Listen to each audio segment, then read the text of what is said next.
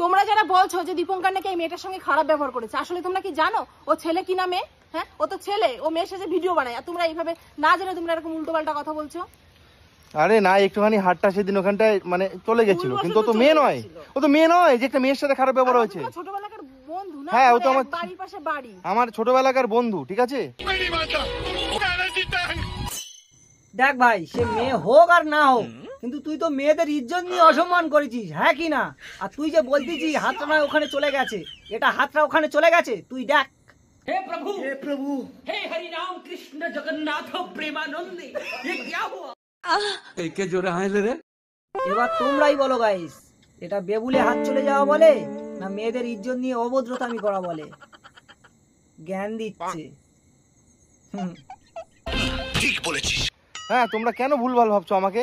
তোমরা ভুল বুঝো না, ভুল খারাপ ভেবো না গো। আমি কোনোদিন কোনো মেয়ের সাথে অন্তত খারাপ ব্যবহার করিনি, তাহলে এতদিন জানতে পারতাম।